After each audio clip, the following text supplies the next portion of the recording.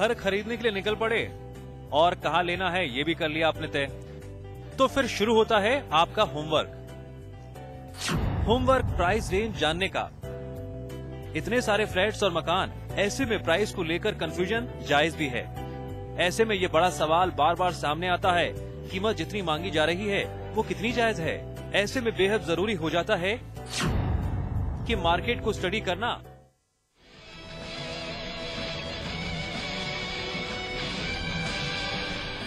Tax बोलने में बहुत आसान, समझना उतना ही मुश्किल।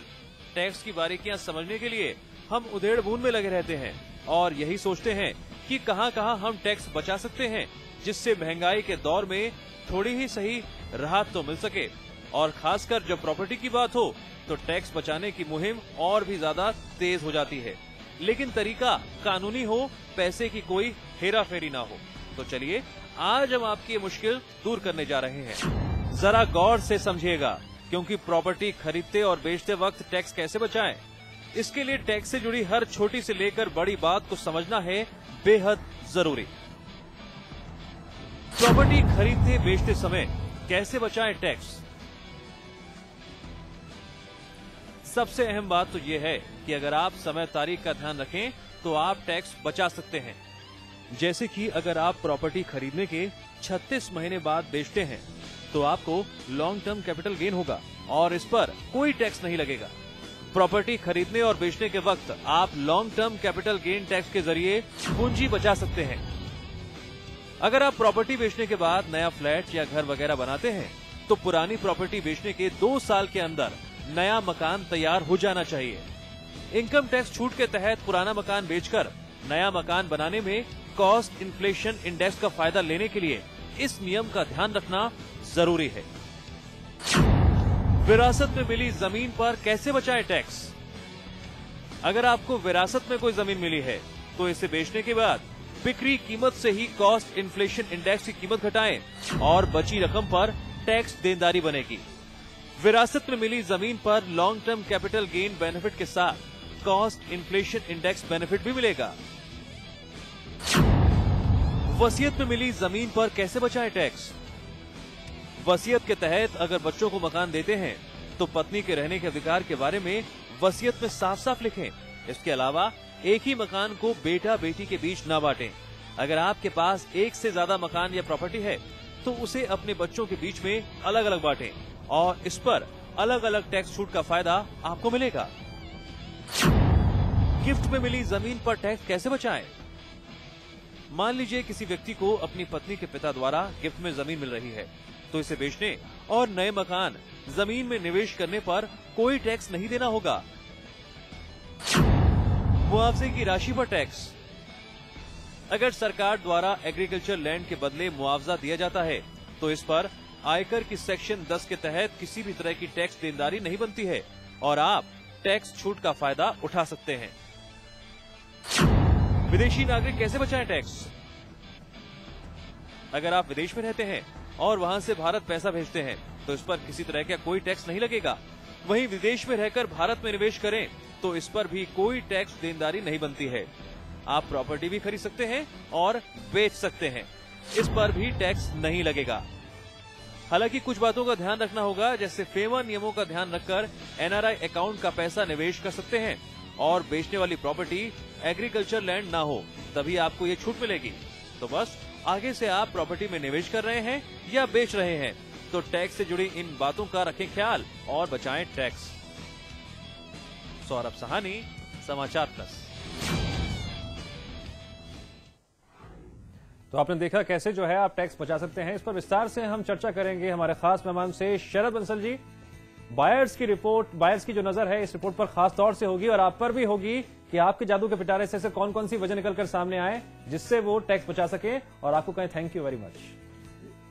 बायर्स को और इन्वेस्टर को पैसा लगाते हुए इसका ध्यान रखना चाहिए एक प्रॉपर्टी को कितने उसे प्रॉफिट के लिए इन्वेस्ट कर रहा है या वो अपने रहने के लिए कर रहा है। सबसे मुद्दा ये है अगर वो इन्वेस्ट कर रहा है उसे 3 साल से ज्यादा के लिए इन्वेस्ट नहीं करना चाहिए कैपिटल गेन से अपने को बचाने के लिए। अगर कैपिटल गेन के उसमें प्रॉफिट और लॉस के उसमें पड़ जाएगा और उसे लॉन्ग टर्म में ना करके उसको इन्वेस्टमेंट का फायदा नहीं होगा। अगर वो एंड यूजर है तो उसको कोई किसी तरीके की सोचने की जरूरत नहीं है, वो अपने लिए ले रहा। अगर इन्वेस्टमेंट के लिए उसे पैसे को रिसाइकिल करना है, कोशिश करनी चाहिए 30 और 36 महीने के बीच में उसे बेच दे और उसे री इन्वेस्ट कर दे रेजिडेंशियल प्रॉपर्टी में। एक प्रॉपर्टी को बेच के अगर दूसरी प्रॉपर्टी 2 साल के अंदर ले लेते हैं, किसी तरीके का इसके ऊपर टैक्स नहीं है। और जो पहली प्रॉपर्टी परचेज करा उसके ऊपर जो एजम्पशन है, अगर वो 2-3 प्रॉपर्टी बेच रहा है तो किसी जो फर्स्ट प्रॉपर्टी है उसके ऊपर एजम्पशन मिलेगी उसे। जी, वाकई में शरद जी आज आपके और हमारे पॉइंट्स काफी मैच कर रहे हैं लगातार। सौरभ, टैक्स को जब बात करते हैं तो वाकई में इसकी बारीकी को समझना इतना आसान नहीं होता है, लेकिन छोटी सी बात, बायर्स को कहीं से भी रास्ते मिल जाए टैक्स बचाने के तो वो काफी राहत महसूस करता है। दिव्यांग, जब भी इन्वेस्टमेंट करते हैं तो टैक्स लोगों को ज्यादातर जो नए होते हैं, नए इन्वेस्टर्स होते हैं या एंड यूजर्स होते हैं, उन्हें टैक्स की कैलकुलेशन नहीं कर पाते। तो जनरली बेसिक प्राइस हो गया या उन्हें टोटल कॉस्ट करके बता दी बिल्डर ने या किसी ब्रोकर ने या उसके चैनल पार्टनर ने कि भाई आपको 30 लाख की कॉस्ट है। उसके बाद वो आगे के जो टैक्सेस होते हैं, सर्विस टैक्स हो गया या बहुत से टैक्सेस होते हैं, तो उनकी कैलकुलेशन नहीं कर पाते। तो इनकी वजह से उन्हें 3 से 4 लाख का जो टैक्सेशन होती है वो बढ़ जाती है। तो अगली जब भी इन्वेस्टमेंट करें तो टैक्सेस को ध्यान में रख के जो हमने ऑप्शंस बताए हैं, 4-5 ऑप्शंस हैं, चाहे एनआरआई क्लाइंट्स हो वो उनको कोई टैक्स नहीं लगेगा, चाहे वो सेल परचेज करें या ट्रांसफर करें यहाँ पर अमाउंट, चाहे एग्रीकल्चर लैंड हो, इसमें कोई पैसे टैक्स नहीं पे करना पड़ेगा। तो इस तरीके की प्रॉपर्टीज में अगर वो इन्वेस्ट करते हैं तो अपना टैक्स बचा सकते हैं। सौरभ, मैं आपको से कहना चाहूंगा, जिसमें टैक्स प्लानिंग के लिए बहुत से कंसल्टेंट हैं, सीए हैं, जो अच्छे प्रॉपर्टी कंसल्टेंट हैं, उनके यहाँ भी इसके सुविधाएं होती हैं जिससे टैक्स प्लानिंग कर सकें। जब तक इन्वेस्ट करने से पहले आपके पैसे की प्लानिंग नहीं होगी तो इन्वेस्टमेंट आपकी वो खतरे में। ऐसे इन्वेस्टमेंट का तो फायदा नहीं ना, करने के बाद आपको रात को नींद ना आए या इतना टैक्स का बोझ आ जाए। इन्वेस्टमेंट में आप प्रॉफिट करना चाह रहे थे, प्रॉफिट की जगह आपको एक लायबिलिटी बन जाए। वाकई में हमने कोशिश की है कि हम वो रास्ते आपको बता सकें जिसके मद्देनजर आप कानूनी तरीके से बिना पैसों की हेराफेरी किए हुए टैक्स बचा सकते हैं। सौरभ, आप भी बने रहे हमारे साथ और शरद बंसल जी आप भी बने रहे हमारे साथ। कई और मसले हैं जिस पर करेंगे हम आपसे विस्तार से चर्चा। आगे बढ़ते हैं। घर या फ्लैट खरीदने जा रहे हैं तो एक जैसे घरों की कीमतों के बारे में अच्छी तरह से कर लें जांच पड़ताल। अपने पसंदीदा फ्लैट की कीमत तय करने वक्त पूरा मोलभाव करना ना भूलें, क्योंकि आमतौर पर डेवलपर्स हों या ब्रोकर्स घर की कुछ ज्यादा कीमतें मांगते हैं।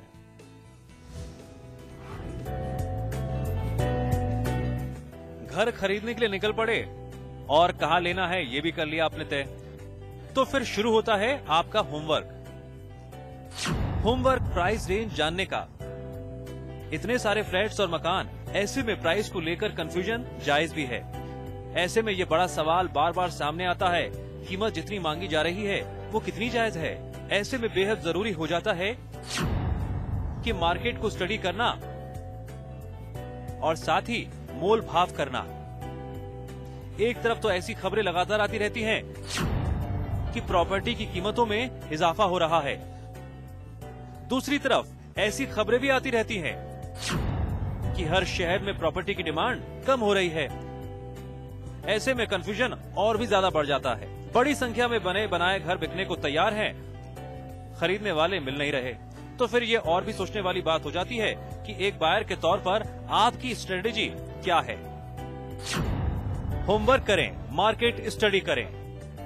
डेवलपर्स हों या ब्रोकर्स, उन्होंने तो अपनी तरफ से आपको कीमत बता दी, लेकिन अब इस बात का ख्याल रखें कि आप तभी मोलभाव कर पाएंगे जब आपको उस एरिया की प्रॉपर्टी के रेट्स को लेकर सारी जानकारी हो, सारे फैक्ट्स आपके पास मौजूद हों। वरना विक्रेता अपनी मार्केटिंग स्किल्स के दम पर अपना उल्लू सीधा कर सकते हैं और आपको सपने दिखाकर आराम से आपकी जेब और ढीली कर सकते हैं। आमतौर पर होता ही यह है कि विक्रेता अपने आसपास की प्रॉपर्टी की कीमत के मुकाबले अपनी प्रॉपर्टी की कीमत को 15 से 20% बढ़ा चढ़ाकर बताते हैं और फिर डील फाइनल होने के बाद वे कमीशन लेते हैं जो उस रकम की परसेंटेज होती है। जाहिर है जितनी ज्यादा कीमत उतना ज्यादा कमीशन और ब्रोकर का फायदा और आपकी जेब पर एक्स्ट्रा भार। ऐसे में ब्रोकर या सेलर की बात पर आंख मूंदकर भरोसा करना बिल्कुल भी समझदारी नहीं है। यही वजह है कि जो लोग बिना ब्रोकर की मदद के अपना घर बेचते हैं, उनसे खरीदने पर हो सकता है घर कुछ कम पैसे में पड़ जाए, क्योंकि उन्हें ब्रोकर की फीस नहीं देनी होती। अगर आप पैसा बचाना चाहते हैं तो आपको ऐसी प्रॉपर्टी के बारे में सोचना चाहिए जिसे विक्रेता सीधा बेचना चाहता है। और इसके लिए उसने इंटरनेट पर या अखबार में ऐड दे रखा है। आपको ये चेक करने की भी जरूरत है कि प्रॉपर्टी बाजार में कितने समय से है।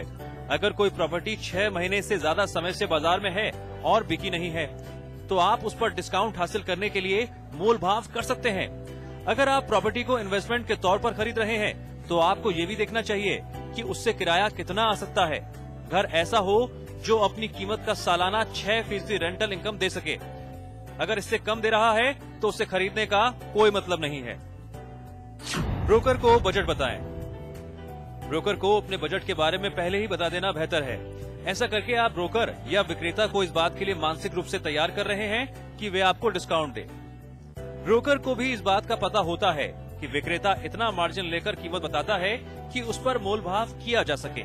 आपको अपने बजट पर अटल रहना होगा, क्योंकि हो सकता है आपका ब्रोकर आप पर थोड़ा बजट बढ़ाने का दबाव बनाए।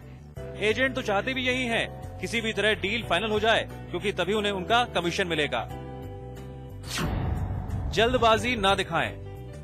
बायर्स को ये कभी नहीं दिखाना चाहिए कि उन्हें घर खरीदने की बहुत जल्दबाजी है। जाहिर है, अगर आप एक बार ऐसा संकेत दे दें कि घर खरीदने को लेकर आप बहुत जल्दी में हैं, तो बेचने वाला कीमत के मामले में टस से मस नहीं होगा।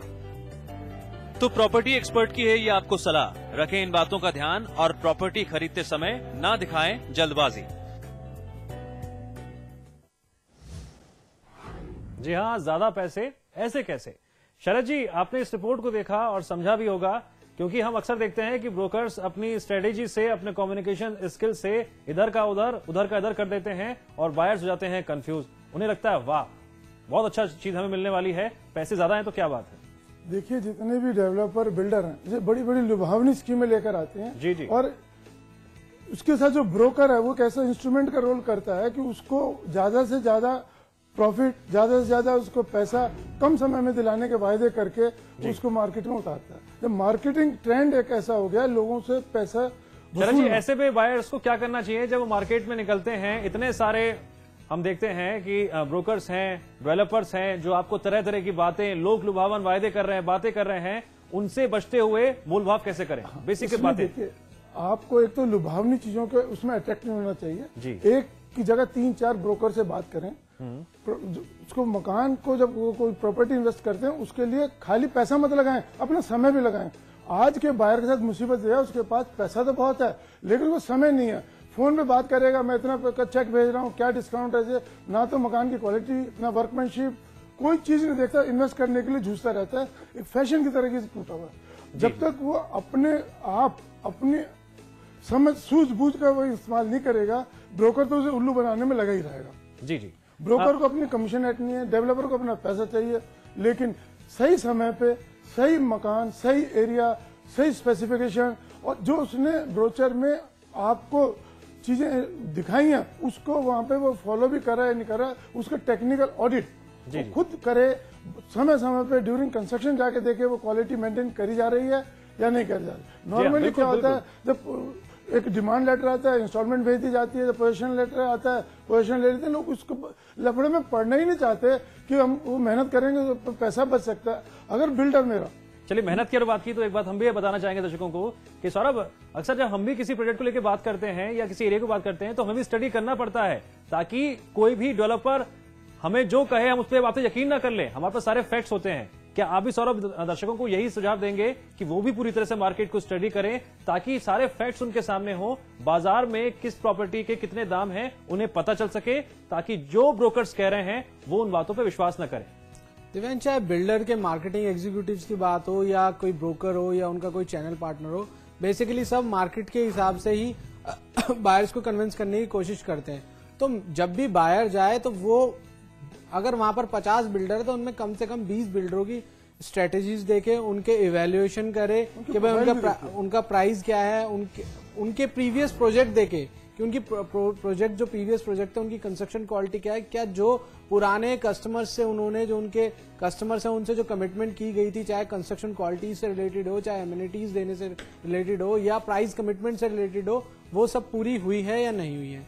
जब तक आप इवैल्यूएशन नहीं करेंगे तब तक आपको प्राइस सही नहीं मिलेगा। अगर आप ये इन सब चीजों को इवैल्यूएट करके चलेंगे तो जो भी उसका चैनल पार्टनर है या मार्केटिंग एग्जीक्यूटिव है तो आप उससे जी जी बिल्कुल, आसानी से नेगोशिएशन कर सकते हैं। तो नेगोशिएशन आपको करने का पॉइंट मिल जाएगा, आपको मार्केट प्राइस पता होगा, मार्केट प्राइस पता होगा तो आप डिस्काउंट उससे अच्छा ले पाएंगे। और सबसे बड़ी बात, आज के डेट में जितने भी ब्रोकर्स हैं, कोई क्रेडिट नोट्स पे आपको डिस्काउंट देने